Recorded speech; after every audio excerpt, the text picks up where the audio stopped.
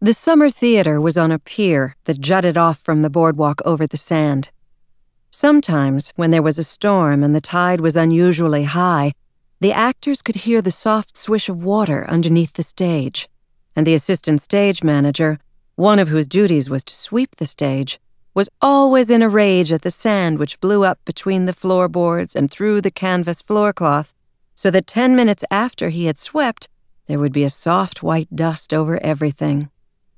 On the warm summer nights after the curtain had come down on the evening's performance, the actors would hurry out of costume and makeup and stroll down the boardwalk, stopping for ice cream or cokes, or drifting into town, where there were restaurants and nightclubs. The apprentices, who served as ushers, would walk along in their bright summer evening clothes, and in the ice cream parlors would talk loudly of the evening's performance and of the problems of acting, so that everybody would know that they belonged to the theater. Sometimes, if Elizabeth had received a tip, she would go with the other apprentices. Sometimes she would walk into town to a midnight movie with Ben Walton, the assistant stage manager, who was also an apprentice actor. But usually she stayed backstage, doing odd jobs for any of the professional actors who needed anything, waiting for a word or a gesture from Kurt Kanitz. Kurt Kanitz was the director at the theater, but occasionally he would take a role that appealed to him, and then he would have Elizabeth cue him.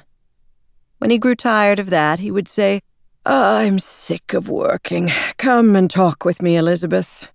And then he would take her to the restaurant in his hotel, the Ambassador, and talk to her for hours about the theater, about the productions he had directed on Broadway, about Elizabeth's own talent as an actress. "I have never lived before," Elizabeth thought. "Until this summer, I did not know what it was to be alive." One Friday night in the beginning of August, Kurt, his face smeared with grease paint and cold cream, said, "Elizabeth, I want to talk to you. Go wait for me on the old boardwalk." The old boardwalk was about 100 feet closer to the ocean than the regular boardwalk. It had long ago been washed away and consisted now of perhaps a dozen barnacled piles sticking haphazardly up out of the sand. Elizabeth climbed onto one of the piles and sat facing the ocean. She had on the full, long, yellow dirndl skirt and peasant blouse she had worn for ushering, and the sand had come in through her sandals and settled between her toes. The tide was coming in, and small, precocious waves crept closer and closer to her. From farther down the beach came the sound of 2 recorders playing a duet, and the delicate notes of an old English madrigal floated up to her, so faint and so blown by the wind that the music seemed to be part of the night, one with the lapping of the small waves against the piles, the roar of the breakers muted in the quiet night, rather than a sound produced by 2 human beings blowing into wooden pipes.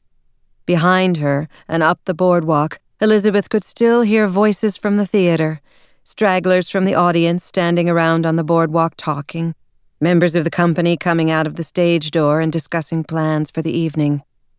Elizabeth raised her head as a voice called, "Elizabeth Gerald, is that you?" She tried to keep the disappointment that it wasn't Kurt out of her voice as she called back, "Hi, Ben. Where are you off to?" Ben dropped off the boardwalk and clambered up onto the pile next to Elizabeth. "Hey, the tide's coming in." "I know it is."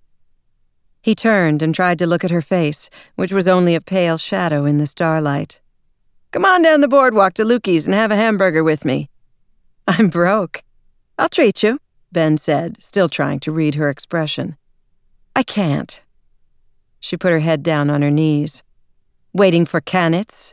There was a trace of anger in Ben's voice. She nodded. "Listen, Elizabeth," he said, "maybe I'm the last person to speak to you about this, but I've been around and I just want to tell you you're riding for a fall." "Anything else you wanted to say?" Elizabeth asked him. "Nope. Where do you suppose Jane and John Peter dug up those recorders?